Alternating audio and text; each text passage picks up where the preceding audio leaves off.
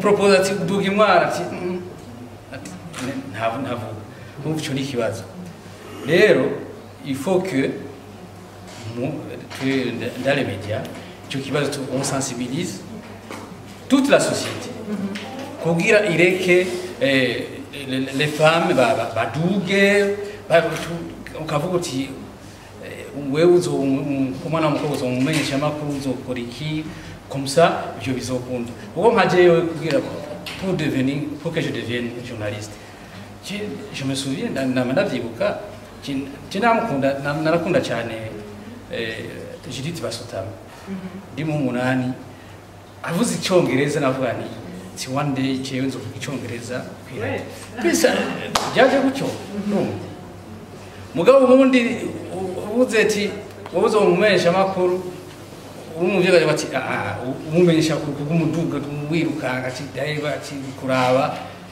nagira ndakabuse kuri IFJ je nabonye abantu mwatumiye ngo baje kuvuga ivy'ama media ce sont tous des hommes nagira ndabasabe mucamubwira ngo aba responsable des médias journalistes comme j'aime pas mugabo namwe kubera ko muba muri ko muraraba ukuntu mu promoting les femmes murarondera une femme rédacteur en chef une femme chef de programme mukamushira hamwe natwe tukamubona kubera mwazanya abagabo bane turiko turapromotinga ko n'abagore baronka ikibanza.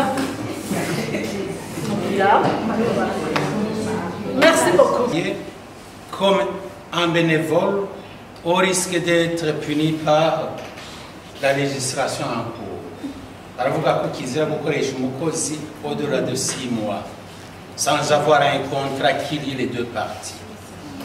Et biragoye. Ico rero ni kibazo. Ariko comme je peux m'en réjouir, lors de votre descente dans Ndongozi et quelques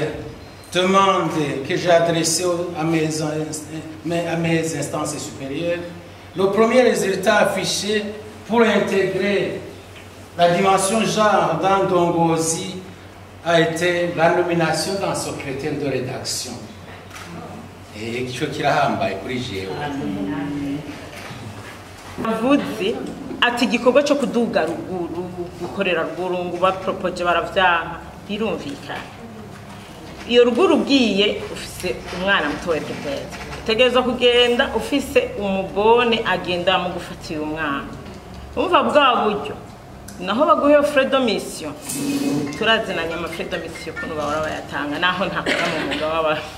menyesha makuru ukacura bawaduganye n'umwana n'umuyaya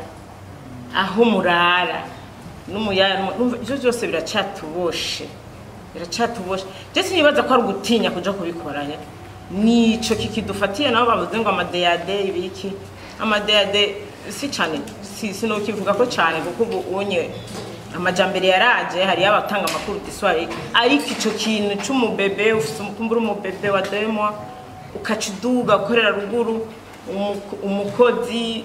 byo urumva biracatuboshe ico nosaba cyane nkuko dufite association y'abakenyezi b'aba journaliste niyo sensibilisation nyene bakaza baratena konte no kuri uwo mudame kumbure agifise izo surcharge kuri we. Ubundi ndavye aba les femmes batwara ibimenyesha makuru bose sivyo wabo nta numwe afisemwo ikimenyesha makuru barintroduisa les dossiers aba boss nyene bashatse ko introduisa les dossiers bagaha ubuzi les femmes mugandumva nka idishira hamwe giwacu numvise ari ikintu twosensibiliza les femmes. Uyu mwuga Jen ndawurimo kuva 2010 ndazi les femmes bimarka bakora ibiganiro byiza bavuga amakuru wumvise amajwi yabo nyene ukumva mugurumva niki kenshi des hommes baca baza kumenga sinzi ko ari kuducishamwo ijisho aturumva turi muri uwo mwuga tutawurimo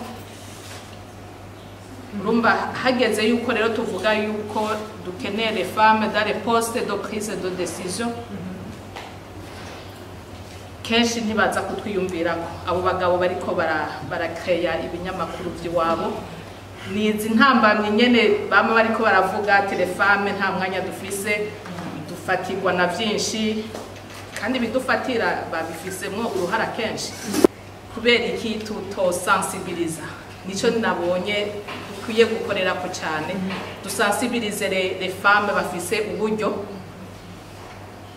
b'investisse muri iyi domaine.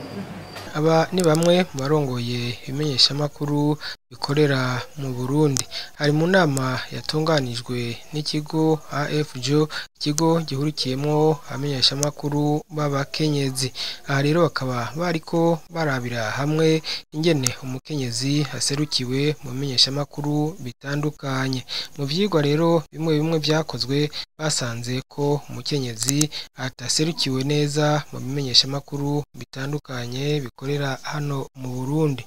Ni muri iyo ntumbero rero ikigo AFJO cyatunganije inama ku baserukira ibimenyeshamakuru bitandukanye bikorera mu Burundi kugira ngo barabire hamwe iby'icyo kibazo n'ingene mbere gishobora gutorerwa inyishu. Diane Ndonse, umukuru w'ikigo AFJO, arashikiriza bimwe mu bituma umukenyezi akumirwa kuba umumenyeshamakuru, mbere ntaje no mu bibanza by'abafata ingingo mu bamenyeshamakuru. Aha kandi arashikiriza n'icyo ikigo AFJO kiriko gikora kugira ngo ivyo bintu bizoranduranwe n'imizi.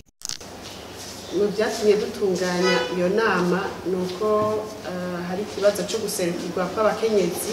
mu bijanye n'abakozi bakora mu bimenyeshamakuru, mu bijanye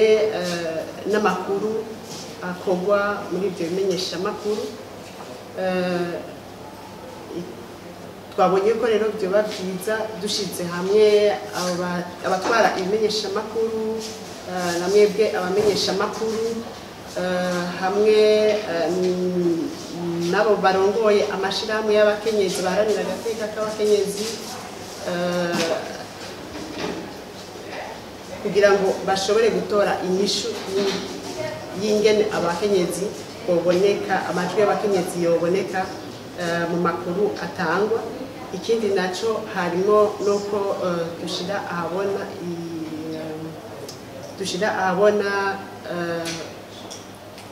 icyo nubita kizo mu gifaransa charte des médias sensibles au genre, ni nk'urwandiko document yakozwe n'ubushikiranganji bwo kumenyesha amakuru n'imenyeshamakuru hamwe n'urwego rucungera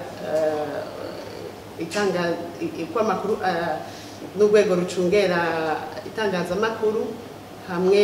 n'amashirahamwe akorera n'amashirahamwe hamwe n'amashirahamwe akora cyane cyane mu bijyanye no kumenyesha amakuru kugira ngo ubwo rwandiko iyo charte ishobore kumenyekana mu bimenyeshamakuru n'ibirimwo cyane cyane bimenyekane kuko nibo bafashe izo ngingo n'ibikorwa byo gukora kugira ngo bashobore kubishyira mu ngiro. Ingorane zijanye nibaza ko ingorane zijanye no gushira mu ngiro iyo charte harimo ingorane zifatiye kuri bimenyeshamakuru hamwe ku murongo ariyo ligne editorial, ku murongo bihayo kumenyesha amakuru. Hari ingorane zifatiye ku buryo, hari ingorane zifatiye ku bakenyezi ubwabo basanzwe bakora mu bimenyeshamakuru, n'ingorane zitava ku bakenyezi kandi zitava ku barongo bimenyeshamakuru ariko ziva mu mico yacu yo mu gihugu yamye ishira hasi umukenyezi, yamye iterekana ko umukenyezi akwiriye kuronka ikibanza no gufata iya mbere mu kugira icyo ashikirije. Ahanini nibyo twabonye kandi ibyo biraboneka mu biharuro biri mu bimenyeshamakuru byerekana umukenyezi ingene aserukiye muri ivyo bimenyeshamakuru yerekana ingene umukenyezi ari ikibanza afise mu kuvuga amakuru mu kuyarondera ahanini n'ivyo inyishu ego nivyo twebwe nka AFJO ariko inyishu novuga kuva kubakorera muri ico gisata bose na mwebwe abamenyesha amakuru nka twebwe AFJO harimo kwigisha